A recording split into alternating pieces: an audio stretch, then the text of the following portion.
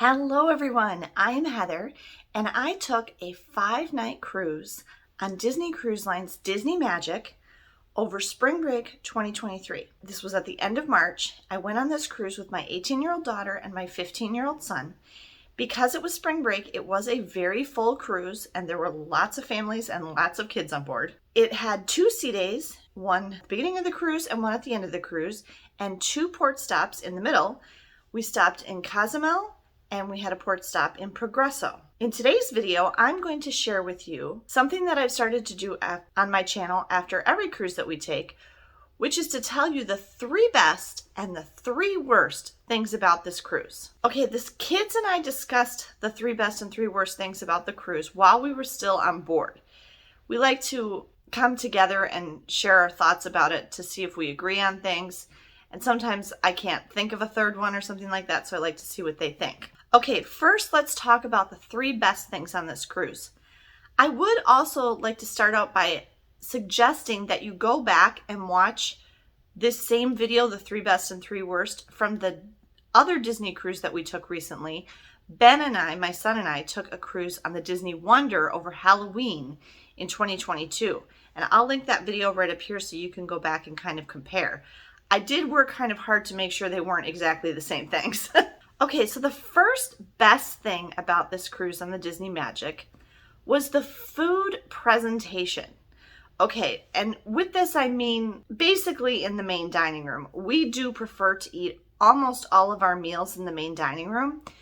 We don't really find that specialty dining is really worth the extra money, and I particularly am not a big fan of eating in the buffet.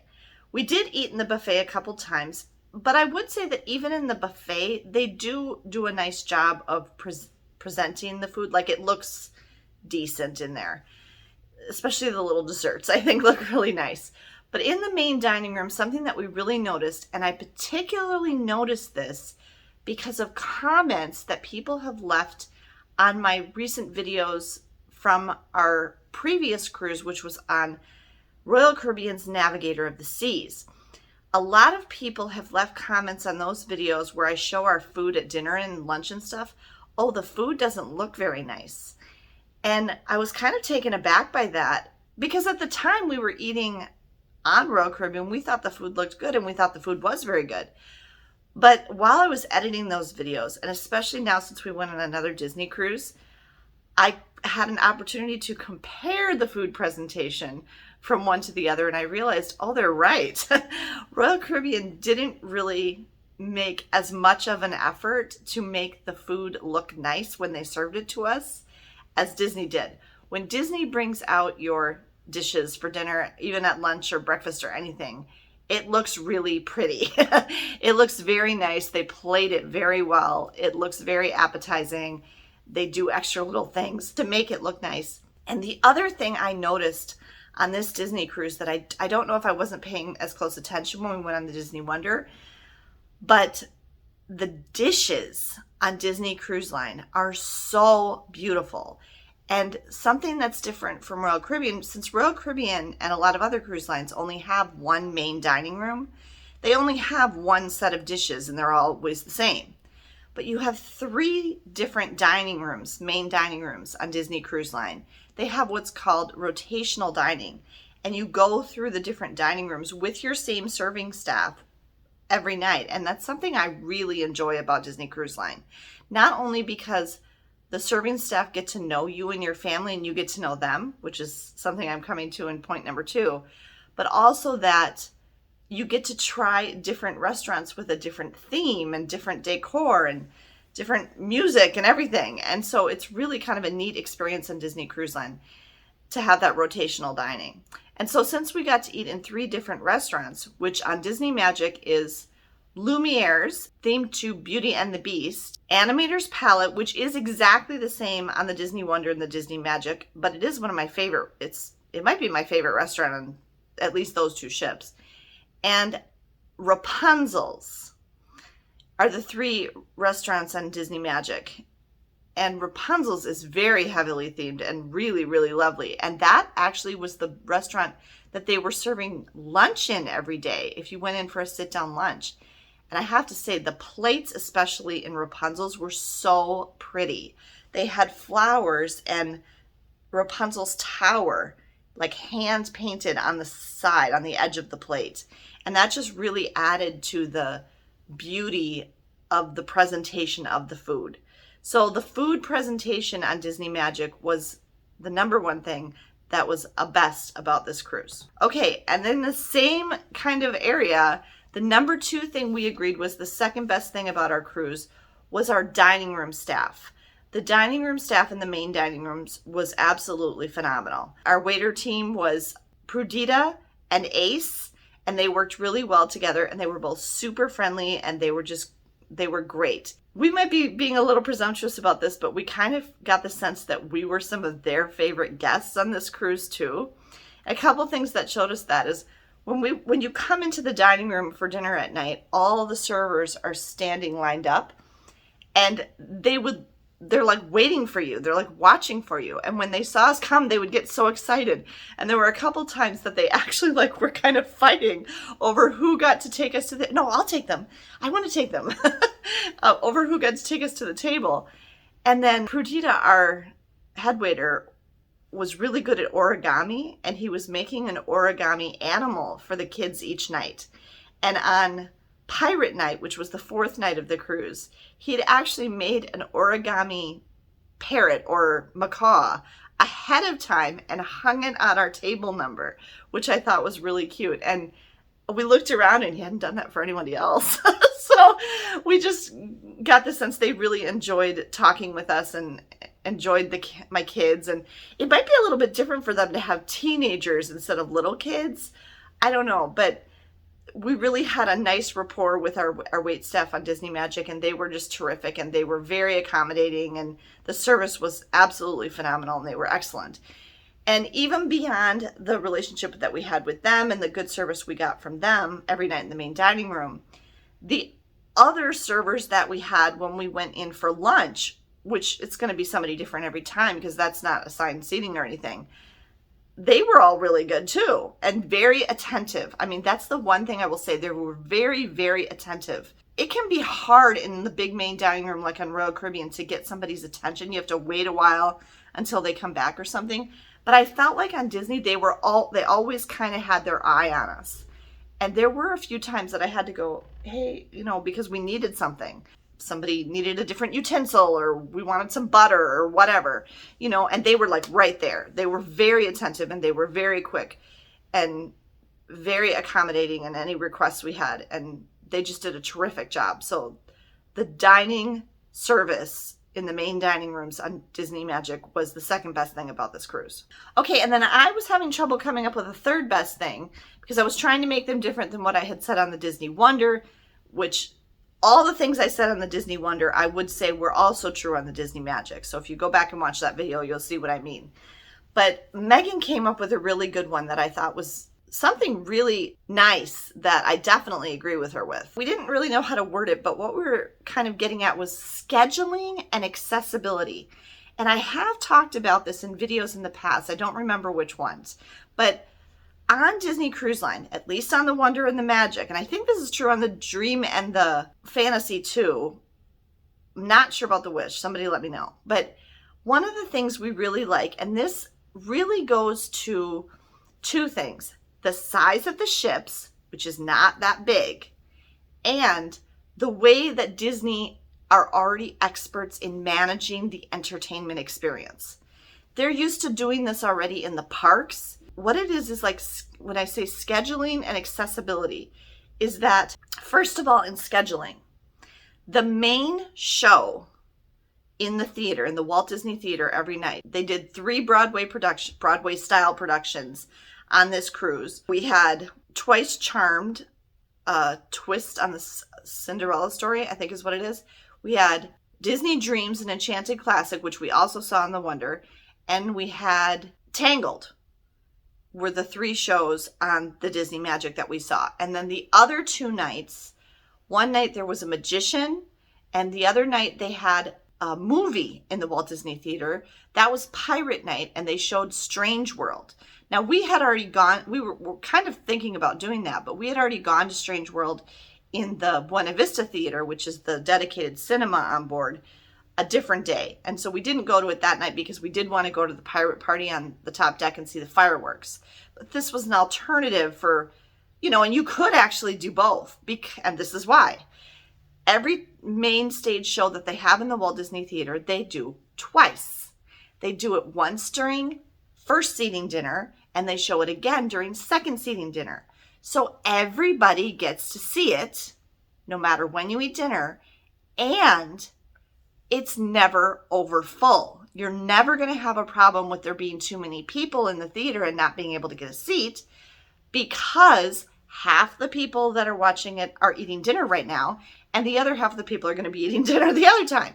So when half the ship is eating dinner, half the ship can go to the show, and then it flips. So you always will get a seat in the Walt Disney Theater. Now, they will announce, the cruise director and the staff and stuff will come out and say, hey, everybody, let's squish together to the middle, so that people aren't coming. If somebody comes in late, they're not having to climb over you in the dark and stuff like that, which is just a practical thing. But there's always seats. You're never going to have an issue of getting in there and not being able to get a seat for the show. Same thing in the Buena Vista Theater. There were always plenty of seats in every movie, and they showed all the movies in the Buena Vista Theater multiple times. And on our cruise, they're always recent new releases of Disney's. So of the Walt Disney Company's, they're their movies, and they're showing them the most recent stuff they have out. So they had Strange World, they had Avatar, they had Ant-Man, Quantumania, they had Thor, Love and Thunder, Lightyear. So all their recent stuff. And this is a bonus for you. If they release a movie in theaters on land, they release it on the ship on the same day. We have had that experience before.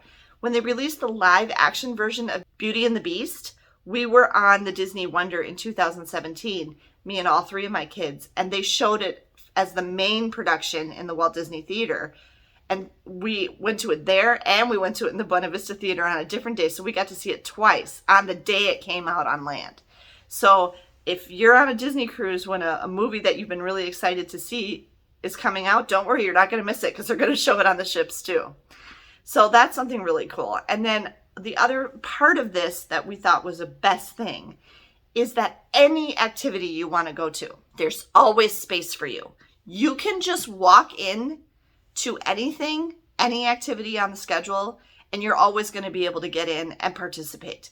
The only time that we ran into an issue where we wanted to do something and there wasn't any place to sit was one time we went in to play a certain trivia in the pub, O'Gill's Pub, the Irish pub on board, and all the seats were taken. Not all the seats were taken. But we would have had to sit with somebody else at a table or whatever. So we decided not to do it at that time just because it was pretty crowded in there. But for the most part, a lot of the activities, like all the games and game shows and stuff, are held in the D Lounge, which always has plenty of seating. Karaoke's in there. We were in there a lot.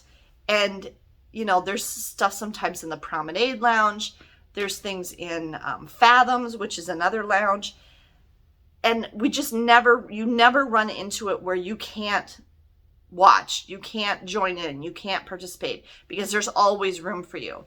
And again, I would say, as compared to the Oasis class ships on Royal Caribbean, which I made a video about this too, they have a problem and they don't get it like Disney does.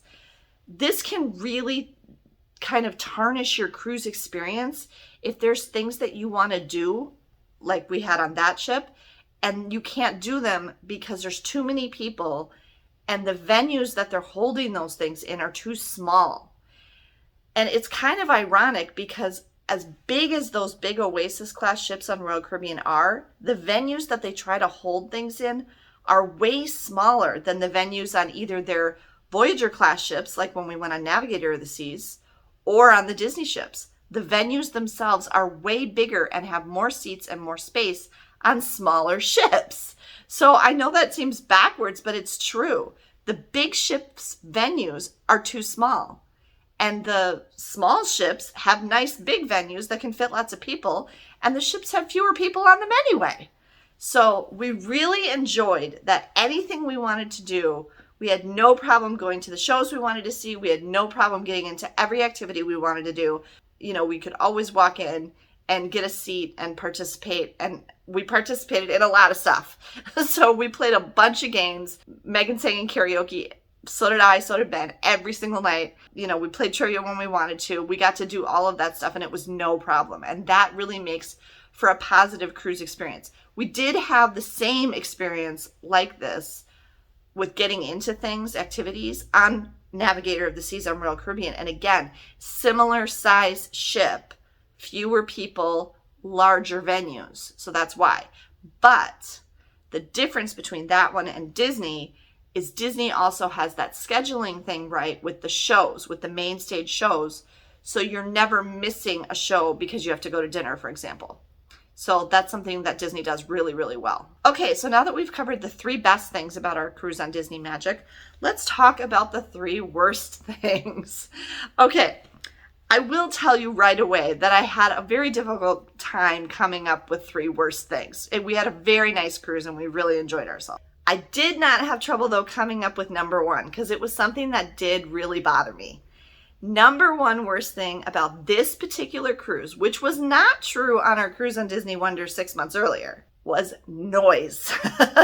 Okay, and there's several areas of noise that I'm going to explain to you made this a negative thing. Okay, number 1 was hallway noise. And this was kind of my own fault. It's a long story, but I actually switched this cruise multiple times and I had a better located room earlier on that then got taken. And so we ended up in a room. It had its pros and cons. For location, it was terrific, actually. It was an extremely convenient location. We were smack in the middle of the ship, literally this way and up and down. We were in room 6560. If you look at a deck plan for Disney Magic, you'll see where that is. We were the first room right off of the elevators and the stairs, mid-ship, right in the middle of the ship. So we were, half the stuff was up, half the stuff was down, and we were right by the elevators and right by the stairs. That was really convenient, especially when like you're going to leave and you go, oh, I forgot and you could just run back, it's right there. Okay, I didn't have to walk very far from the elevators with my bad ankle. It was very convenient location. However, because we were the first room right off the stairs in the elevator, everybody on that side of that deck had to walk past our room. So we got a lot of hallway noise. And the time that I especially noticed this was early in the morning. There were a couple different days that I wanted to sleep in and I couldn't because I got woken up. Because if you don't know this, families with young kids get up very early. Little kids don't sleep very late. And so those families would be up and walking past the room and little kids and running and stuff like that. And so the arrangement of the room, the main bed, like the parent bed, if you will, the adult bed, is closer to the cabin door in the hallway. And then there's a nice big curtain. And then the kids were in bunks on the other side of that curtain closer to the balcony. So they were insulated a little bit from the noise, but I could definitely hear it. So hallway noise was a problem for me, and it did wake me up quite a bit. Okay, the second aspect of noise was screaming children. Again, this was spring break. It was a very full cruise. There were lots of families with kids of all ages, everything from babies to teenagers. There were lots and lots of kids on board this sailing. And there were a couple of times in particular, not just like general in the public areas, but there were a couple specific times when kids were screaming so loud that I actually had to cover my ears and it gave me a headache. One time was when I was participating in the game show Generation Game. It was the older generation, the adults, versus the younger generation, the kids. And it was me and this man, a dad, were competing against these 2 kids that were about 9-10 years old, a girl and a boy. None of us knew each other, we had been picked. We won. And my kids say I won that game for us, so for the adults, because the dad did not want to be up there, let's just put it that way. And we do have some video that'll be in that vlog if you haven't seen it already. that Megan took of me up there. But when they were trying to decide who won something, because we had a trivia part, which that was easy enough. It was, you either got the question right or you didn't. We had a singing portion, which for the guys was they had to sing happy birthday in a different style. So the dad had to sing happy birthday as a rap, and the little boy had to sing happy birthday as opera. Okay. And then the girl and I had to lip sync. And so I had to lip sync a song and she had to lip sync a song. And then there was a dancing competition. And this is kind of, I think the singing, my kids said, you did way better lip syncing than she did, Mom. And then the dancing, they said, for sure, I won that dance. They said, you danced really good, Mom. And you got the dad to dance with you, so then he did good. The kids they didn't even know how to dance. They were just like jumping and stuff. So that was kind of funny. But for both of those, the singing competition and the dancing competition, the audience had to decide who did better. And so they would say, okay, cheer if it's for the kids. And when the kids just had like this little section in the front row in the D lounge of cheering section that was cheering for the kids, and they just screamed this high-pitched scream when it was cheer for the kids, and they were like, ah! And it was just like glass would shatter, and I was like, oh my gosh. Whereas when it was, clap if you think the adults won, there was more like legitimate applause from the whole thing. So that was one time that it really hurt my ears, those kids screaming. And I don't think that's just because I'm older. Okay, the other time that the screaming kids was really bad, which really kind of made us not enjoy this as much, was in the magic show. You'll have seen it in the vlogs by now, but we weren't real impressed with the magic show. The magician did a very good job he was a very good performer, and he's been on a lot of stuff. He's been on he's been on a bunch of shows. America's Got Talent, that's what it was. But he tried to include the audience a lot, and he really kind of encouraged the kids. And the kids in that theater, so this was in the main Walt Disney Theater, were screaming. They were screaming a lot, little kids screaming. And there was a couple times during that magic show that I really kind of wanted to get up and leave because it was just so loud and you couldn't even hear him. And it really kind of decreased our enjoyment of the show. And so that was another time that screaming kids was a negative. Okay, and then a third thing about noise was on the 2 port days.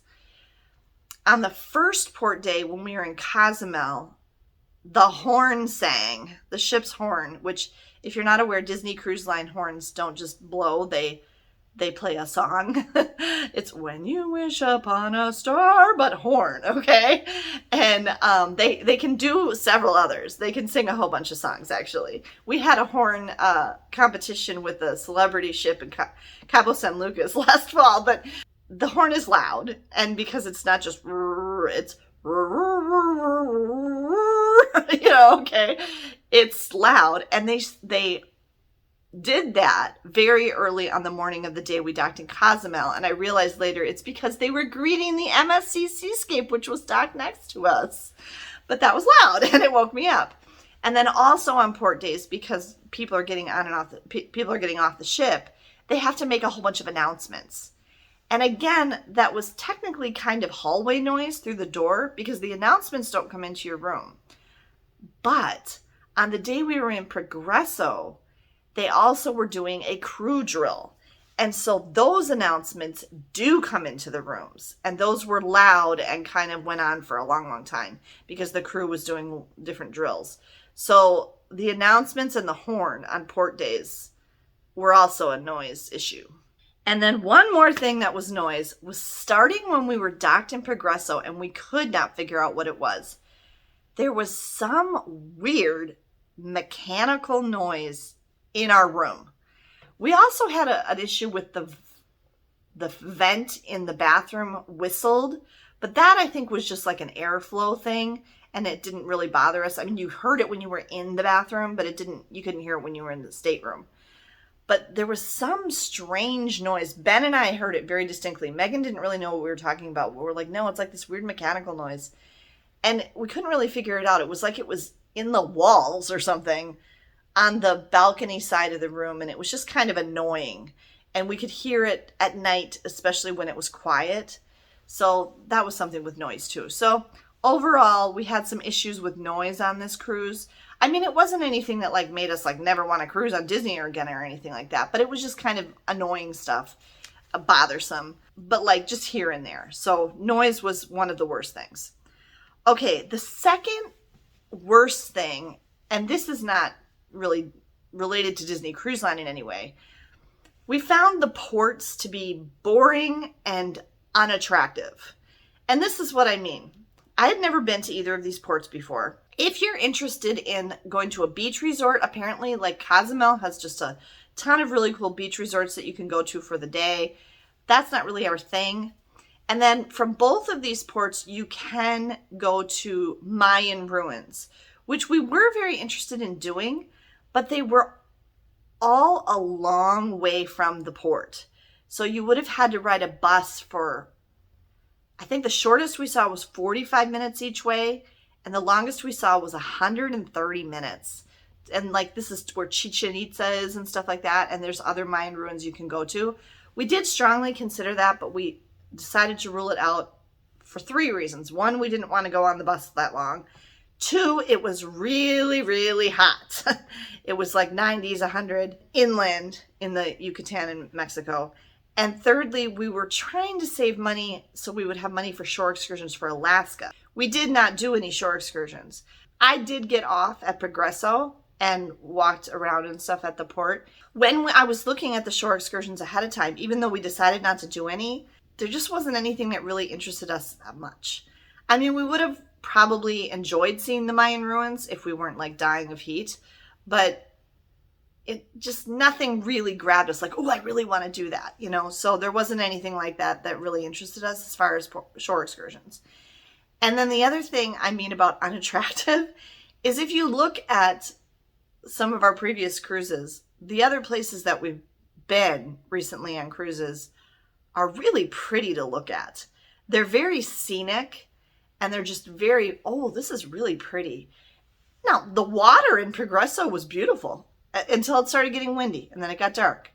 It was clear turquoise water. Both of these places were very flat. There was no hills, there were no mountains, there weren't even really any trees. It was just flat, boring, dry, and a town. You know, so it wasn't anything really interesting to look at. Whereas, you know, like other places in the Caribbean, you've got those beautiful hills and mountains. And in Western Mexico, when we were over there on 2 cruises over there, really scenic, you know, rock formations and stuff like that. And those rolling hills like they have in Southern California. And just nothing like that to look at. So it wasn't really interesting to look at the ports, and there wasn't any real shore excursions that we wanted to do there. So we just found the ports to be kind of a negative for this cruise. We could not come up with a third worst thing about our cruise on the Disney Magic. We really did have an incredible time. We had a very good cruise. We had a lot of fun together as a family. It was a great cruise. So we just each kind of picked out something for each of us that was just a little bit of a negative, okay? So we actually have 3 little ones. Here's what Ben said. Ben said the shower, which I can totally understand.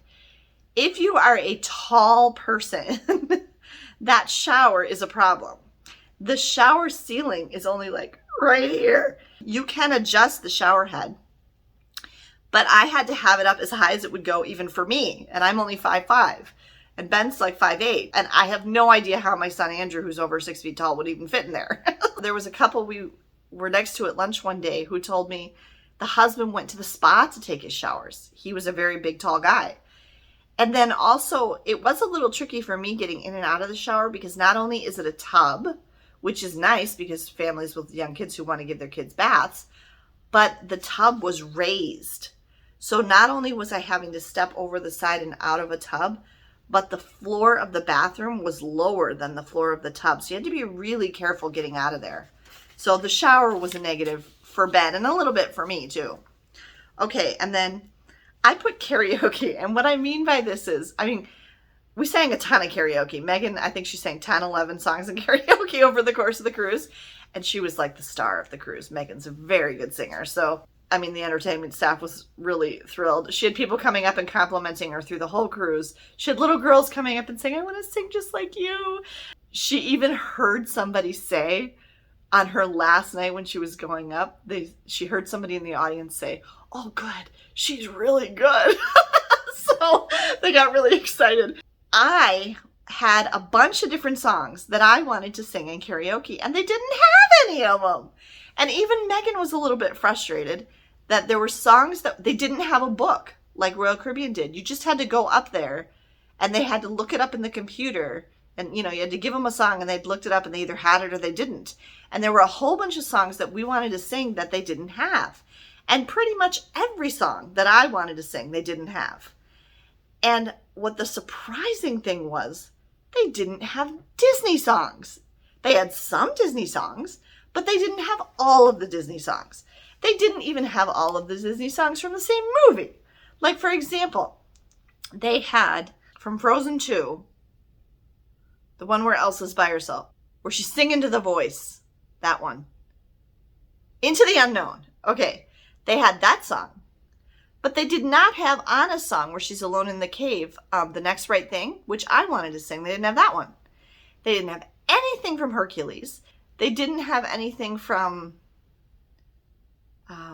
we tried something else. I mean, we were trying like from popular Disney movies and they didn't have them. And we just thought that was so weird. We're like, you're Disney. Shouldn't you have the karaoke for your own songs? So they explained to us and we could see that, they were using an outside karaoke licensing company. So maybe Disney just doesn't have their own karaoke. I don't know. But that was kind of frustrating because I never really felt like I did good at karaoke because I never got to sing something that I actually wanted to sing. And I tried pop songs too, and they didn't have any of those that I wanted to sing either. They had different pop songs, but not the ones I chose. So, bummer. But not a big deal. Oh, we all kind of agreed on this. With the movies, lots of great things about movies on Disney Cruise Line. But one thing we thought would be nice is we would like to see them show some of the older movies in the Buena Vista Theater sometime. And what I mean is, like, they had a real variety of stuff up on the funnel vision, on the big screen on the funnel by the pool. Lots of stuff up there. Brother Bear and Cars 2 and, you know, all sorts of mix of Disney movies. And what we'd like is, it'd be nice if once in a while they would show older stuff like that in the Buena Vista Theater too. Because they only show the new recent stuff in the Buena Vista Theater, but they show each movie like 10 times. So you have plenty of opportunities to go to them, which is great. But what if it's raining? What if it's really, really hot? What if it's too cold to be up on the top deck? It would be nice to have the opportunity to have a little more variety in the Buena Vista Theater and, mix it up a little. Have it be a mix of, like if you were going to show something on the funnel vision and it was too hot or too cold or pouring down rain, show it in the Buena Vista Theater instead. Just a suggestion. I mean, it's not a big deal. We just thought it would be nice. We would much rather sit in the Buena Vista Theater, and you can even get popcorn and everything and sit there, than to try to watch something outside up on the top deck where it's kind of loud and bright and stuff like that. So that was just something that we thought of that could be a little bit of an improvement. But overall, we had an absolutely fabulous time on our cruise on Disney Magic. Those were what we came up with for our 3 best and 3 worst things for this particular cruise. I hope that you enjoyed this video. If you did, or you found it interesting, helpful at all, please be sure to give me a thumbs up down below. And if you're interested in cruising content or Disney content or Disney Cruise Line or travel content in general, make sure you're subscribed to the channel because I have almost 700 videos on this channel and lots more coming in the future. You don't want to miss any of it. Thanks for watching. Have a great day and safe travels.